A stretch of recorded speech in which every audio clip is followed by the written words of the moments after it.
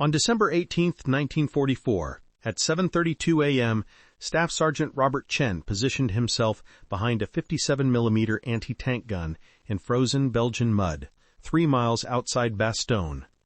Through morning fog, he observed a Panzer Mark V emerging at 1,600 yards. At 26 years old, originally from Oakland, California, Chen had survived 3 months of combat across France without experiencing a day when American gunners weren't killed in action. The immediate threat.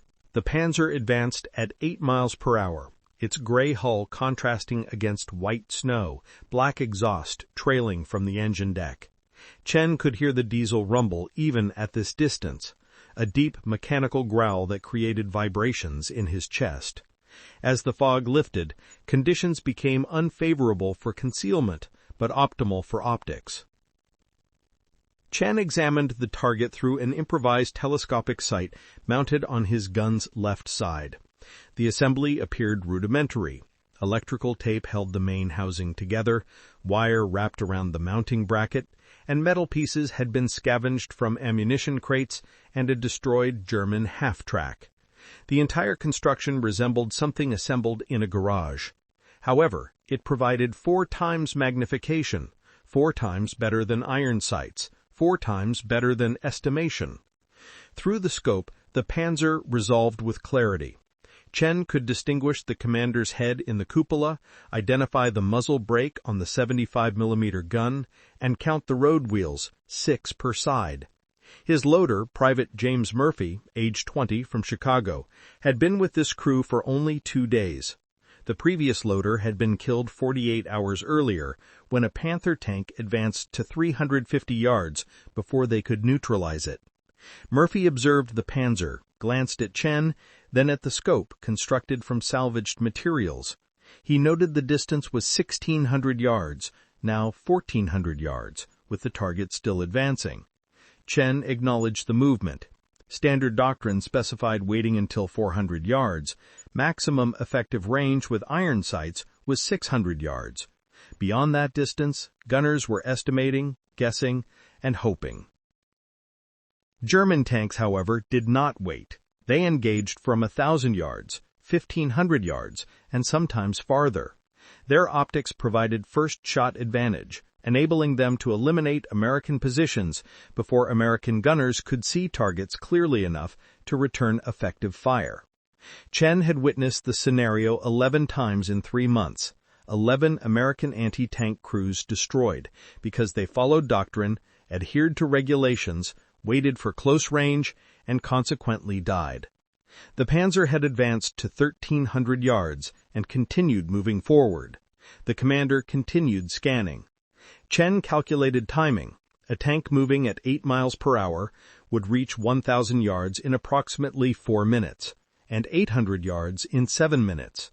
At 800 yards, the German gunner would definitely spot their position, fire, and likely hit. Chen had approximately 8 minutes to shoot first or face the alternative. Murphy's hands trembled while loading. The round weighed almost 10 pounds. He had never loaded for a shot beyond 600 yards. Nobody had, as it wasn't included in the manual. He expressed concern that if Chen missed, the German commander would see the muzzle flash and they would be eliminated. Chen acknowledged both concerns. The problem that killed its first crew. 3 months earlier, on September 19, 1944, 50 miles east of Paris, Chen observed the problem claim its first crew. Sergeant Thomas Rodriguez commanded a gun position 400 yards to Chen's left. Rodriguez, aged 32, from El Paso, Texas, had survived Normandy, the breakout, and 2 months of combat across France without experiencing a day when American gunners weren't killed in action. That morning, a Panther tank appeared from the tree line at 1,200 yards. Rodriguez held fire, as doctrine specified, waiting until 400 yards for engagement with 57mm guns. Maximum effective range with iron sights was 600 yards. Beyond that distance, visibility was insufficient for proper aiming. The Panther advanced at 12 miles per hour. Rodriguez tracked it through iron sights and waited. At 820 yards, the Panther stopped and its turret traversed left. The German gunner had spotted Rodriguez's position. Rodriguez continued waiting. 700 yards was not yet close enough. The Panther fired first. The 75mm armor-piercing round had a time of flight of 1.2 seconds at 800 yards. The round struck Rodriguez's gun shield's center mass, penetrated, and killed Rodriguez instantly, along with both loaders, destroying the gun. Chen assisted in recovering the bodies. Rodriguez's hand still gripped the firing lever. He had been waiting for doctrine range when he died. The physics of the problem. The issue was not courage. Rodriguez possessed more courage than was prudent. The problem involved simple physics and human eyesight limitations. American 57mm anti-tank guns utilized iron sights consisting of two metal pieces, a front sight post and rear sight aperture. Gunners aligned them with the target, estimated range, estimated lead if the target was moving, and estimated bullet drop. At 400 yards under ideal conditions, hit probability was 60%. At 600 yards, it decreased to 40%. At 800 yards, it was 15%. Beyond 1,000 yards, ammunition was being wasted. German tanks featured optics, Zeiss TZF-9 series on Panthers and Zeiss TZF-5 series on Panzer Mark IVs, with magnification ranging from 2.5 times to 6 times depending on the model. German gunners could identify targets at 1,500 yards, engage accurately at 1,200 yards, and score first-round hits at 800 yards with 90% probability. The kill zone represented the space between 800 yards, where Germans could engage American positions, and 400 yards, where Americans could return fire effectively. 400 yards of distance, where crews had to survive enemy fire before responding. From June 6 to September 20, 1944, American 57mm anti-tank crews in the European theater suffered 38% casualties, 38% of gunners, loaders, and crew chiefs killed or wounded. This was not due to poor training or bad tactics, but to being outranged by superior optics. Chen's unit, the 803rd Tank Destroyer Battalion, lost 41 crew members in 3 months across 17 different gun crews. The pattern remained consistent. German tanks appeared at long range, American crews waited for doctrine engagement distance, German gunners spotted American positions first, German gunners fired first, and American crews died. Second example. Lieutenant Marcus Webb.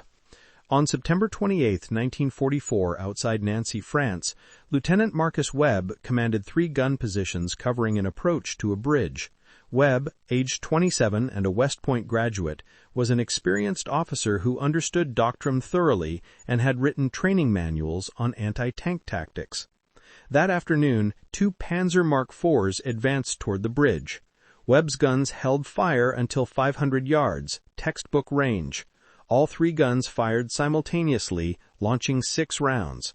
2 hit the lead Panzer, but both deflected off frontal armor. Panzers featured 80 millimeters of frontal armor at a 30-degree angle, creating an effective thickness of 100 millimeters. American 57mm guns could penetrate 60 millimeters at 500 yards. Insufficient penetration. The Panzers returned fire from 800 yards. Both tanks fired and both rounds hit. Webb's gun position took a direct hit. Webb lost his right arm and both loaders were killed instantly. The other 2 gun crews scattered. The Panzers advanced across the bridge. The mission failed. Chen visited Webb in the field hospital that night. Webb was conscious, though morphine dulled his clarity. Webb stated he had followed doctrine, waiting until 500 yards as the manual specified. Chen acknowledged this. Webb questioned how the Germans had seen them at 800 yards. Chen explained it was due to optics. The Germans possessed scopes, while Americans had iron sights. Webb stared at the canvas ceiling and stated that doctrine was going to kill everyone. He was correct. Documentation and analysis. Chen began paying attention to engagement ranges and documenting every anti-tank action he witnessed in a small field notebook. From September 19th to October 15th, he recorded 23 separate engagements between American 57mm guns and German armor. His findings revealed average engagement range initiated by German forces, 970 yards. Average engagement range initiated by American forces, 420 yards. German first shot hit probability, 72%. American first shot hit probability, 58%. American guns destroyed, 9. German tanks destroyed, 11. The nearly 1-to-1 ratio was unsustainable for American forces. Germany was retreating, consolidating, and defending, while America was advancing, attacking, and exposed. The mathematics were brutal. At current casualty rates, Chen's battalion would lose every anti-tank crew within 6 months. Replacements couldn't arrive fast enough. Training couldn't compensate. Courage couldn't overcome physics. Identifying the core problem. The guns functioned properly. The 57mm M1 anti-tank gun was a British design, American manufactured, reliable, accurate, with good penetration at close range. The ammunition functioned properly. Armor-piercing rounds could eliminate any German tank from the side or rear and could penetrate frontal armor of Panzer Mark IVs at 400 yards. The problem was the sighting system. Iron sights required clear visibility of the target, accurate range estimation, and perfect conditions. German optics allowed their gunners to see clearly at ranges where Americans saw gray blurs. On October 20th, while observing another gun crew being destroyed at long range, Chen realized the problem wasn't the gun, the ammunition, or the training. It was the sights. Solving the sighting system would solve the kill ratio, allowing American gunners to see what German gunners could see and enabling them to shoot first instead of waiting to die. Chen didn't know how to modify a sighting system 3,000 miles from any factory, but he began examining every piece of optical equipment he encountered, considering lenses and magnification, and remembering his machining work in Oakland. Background and skills. Robert Chen was born March 14, 1917, in Oakland, California. His father, Chen Wei, had immigrated from Guangdong Province in 1903 and worked for Southern Pacific Railroad as a machinist, repairing steam locomotives, rebuilding pneumatic systems, and fabricating replacement parts that didn't exist in supply catalogs. Chen grew up in the railroad machine shop, which his father brought him to after school starting at age 8. By age 12, Chen could operate a lathe. By age 15, he could read mechanical drawings. By age 18, he could grind valve seats to tolerances of 0.003 of an inch. Precision was essential. His father's constantly repeated lesson was that sloppy work killed people. Trains derailed and boilers exploded. The standard was to do it correctly or not at all. After high school, Chen was hired by Morrison Surveying Equipment Company, which manufactured transits, levels, and optical rangefinders, equipment for engineers, cartographers, and construction crews. The work required understanding optics, lens grinding, focal lengths, magnification ratios, and light refraction through curved glass. Chen spent 4 years building surveying equipment and learned that seeing clearly at distance was mathematics, lens curvature, focal distance, and objective diameter. With correct mathematics, one could see a survey stake at 2,000 yards. With incorrect mathematics, one saw blur. On December 7, 1941, following Pearl Harbor, Chen enlisted on December 8th. An Army recruiter noted machinist on his application and assigned him to a mechanized unit, assuming machining skills meant he could maintain equipment. He completed basic training at Fort Benning and advanced training at Tank Destroyer School at Fort Hood. The Army taught him to operate 57mm anti-tank guns and taught him doctrine to wait until 400 yards and make every shot count. Nobody taught him to survive against German optics. He deployed to England in April 1944 and landed at Utah Beach on June 7th, D+1. 3 months of combat across France taught Chen that his gun worked perfectly, but the sights were fatal. The decision to innovate. By December 1944, Chen had watched 17 American gun crews die following doctrine, 17 crews that waited for close range and allowed German tankers to shoot first. Chen continued thinking about optics, surveying equipment, and magnification. Ordering telescopic sights through supply channels was impossible. Army procurement didn't function that way. Requests were submitted to battalion, which sent them to division, which sent them to corps, which sent them to theater command, which approved or denied 6 months later. Chen didn't have 6 months. He had perhaps 6 days before his crew suffered the same fate as the others. Finding components. On December 12, 1944, his unit pulled back for a 48-hour rest period after 4 consecutive days of combat. Chen couldn't sleep, continuously thinking about Lieutenant Webb losing his arm and Rodriguez dying while following doctrine perfectly. At 6:00 hours, Chen walked through abandoned German positions near Bastogne searching for anything useful. He found a destroyed SDK FZ-251 half-track, burned out with its interior gutted by fire. In the wreckage, Chen found a ZF-41 rifle scope, a German 4-power optic. The housing was cracked and the mounting bracket was destroyed, but 3 inches of lens assembly remained intact. Chen extracted it and looked through it. The glass still magnified and displayed a clear image. 400 yards away, Chen found an abandoned British supply dump with scattered crates, mostly looted contents. He located a binocular case containing British military-issue optics. The optics were cracked, with one lens completely shattered, but the other eyepiece was intact. Chen unscrewed it and pocketed it. In an abandoned farmhouse, Chen found something superior, a surveyor's transit. Belgian-made, probably from the 1920s, with brass construction. The tripod was missing, and the housing was dented, but the objective lens assembly was pristine. Chen recognized the manufacturer markings, Breithaupt Kassel, a German optical company producing quality glass. The design. Chen sat on the farmhouse floor and understood he could construct a functional telescopic sight, not as good as German factory optics, not Zeiss quality, but infinitely better than iron sights. The mathematics worked. The transit objective lens was approximately 40 millimeters diameter. The German rifle scope provided the reticle mechanism, and the British binocular eyepiece completed the assembly. Combined focal length would provide roughly 4 times magnification, with a field of view of approximately 8 degrees.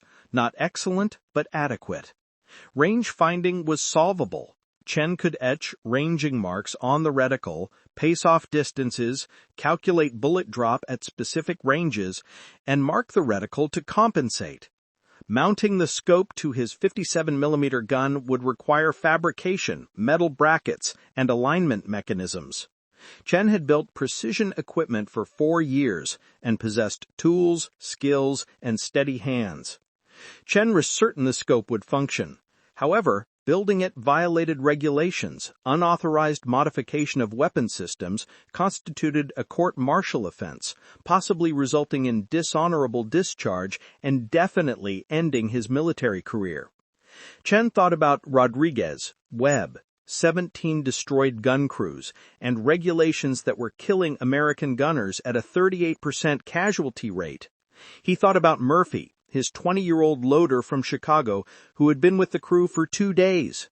Murphy would die following doctrine, die waiting for 400-yard engagement range, die because Army regulations stated iron sights were adequate. Chen made his decision. Survival mattered more than regulations. Keeping his crew alive mattered more than avoiding court-martial. He gathered the 3 optical pieces, walked back to his position, found a barn 50 yards behind the gun line, and started working. Construction process.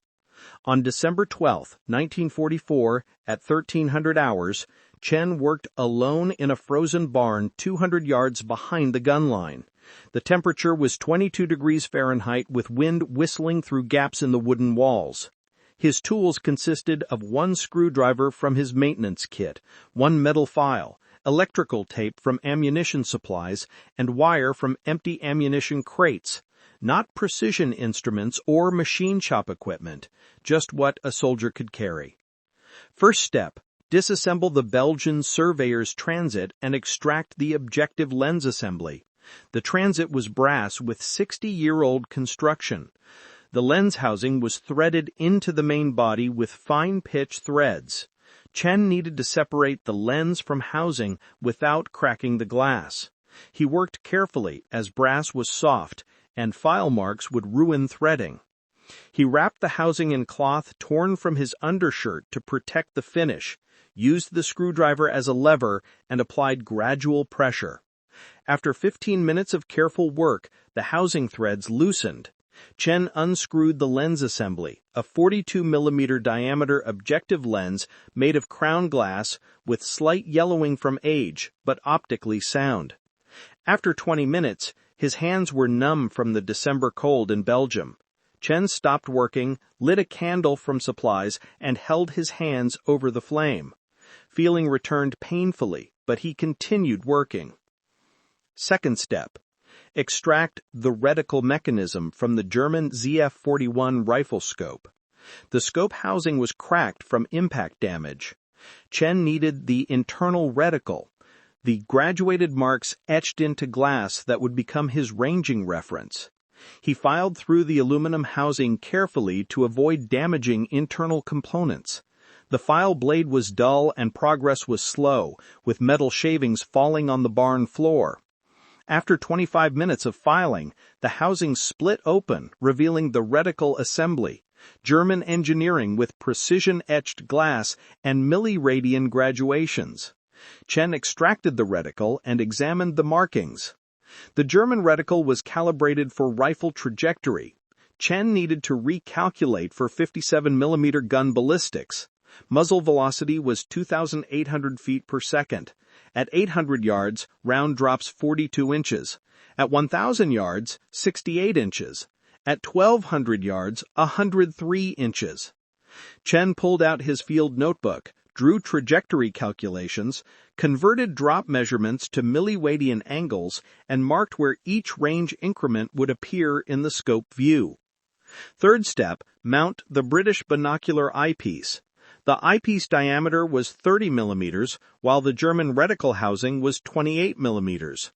Chen needed an adapter ring to connect two pieces of different diameters precisely. He used metal from an ammunition crate, soft steel that was easy to work, but not precision material. Chen measured twice and cut once with his file, creating a ring 3 millimeters wide. He filed the inner diameter to 28 millimeters and the outer diameter to 30 millimeters. This took 90 minutes, filing metal to tolerance with frozen hands and a dull file. Chen's fingers cramped, and he stopped twice to warm them. The ring finally fit with a tight connection and no play. Fourth step, align all optical elements. This was critical. Misalignment of 1 millimeter would make the scope useless. The objective lens, reticle, and eyepiece had to form a perfect optical path with light traveling straight through all three elements. Chen used the candle as a test target, placing it 20 feet away. He mounted the objective lens in temporary housing made from rolled paper, positioned the reticle behind it, and positioned the eyepiece behind that. Looking through the assembly, the candle flame appeared blurry. Chen adjusted spacing between elements, moving components closer together and farther apart, testing different configurations. After 45 minutes of adjustment, the flame appeared sharp, crystal clear, and magnified approximately 4 times. Chen measured the spacing. Objective to reticle was 82 millimeters, reticle to eyepiece was 38 millimeters. He needed to maintain these exact distances in final assembly. Fifth step, create permanent housing and mounting bracket. Chen fabricated a tube from ammunition crate metal, rolled it to 45 millimeters diameter, and secured it with tightly wrapped wire. Not beautiful, but functional. He mounted the objective lens at the front using the adapter ring, secured the reticle at 82 millimeters back, and mounted the eyepiece at 120 millimeters total length. He used electrical tape to hold everything in position with 3 layers of tight wrapping that was weather-resistant. The mounting bracket required precise work. Chen's 57mm gun had maintenance access holes on the left side of the breech, 4 bolt holes 10 millimeters in diameter. Chen bent ammunition crate metal into an L-shaped bracket and drilled mounting holes using a nail and hammer, a crude method that worked. The bracket fit the gun's bolt holes, and the scope mounted to the bracket with wire bindings. Final critical step: align scope parallel to gun barrel. Chen stretched string along the gun barrel from muzzle to breech. The string represented barrel center line. Chen adjusted scope mounting until the scope's line of sight paralleled the string exactly. This took 30 minutes of tiny adjustments, checking alignment and adjusting again until he was satisfied. Completed specifications. On December 12th at 2100 hours, after 8 hours of work, Chen's scope was complete. Total weight, 3 pounds, 6 ounces. Overall length, 14 inches. Magnification, 4 times. Field of view, approximately 8 degrees. The scope appeared ridiculous: electrical tape, wire, and mismatched metal.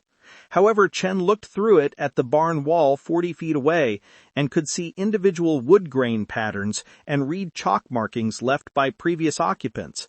He carried the scope outside and looked at trees 400 yards away. He could see individual branches and distinguish evergreen from deciduous at distances where iron sights showed only gray blur.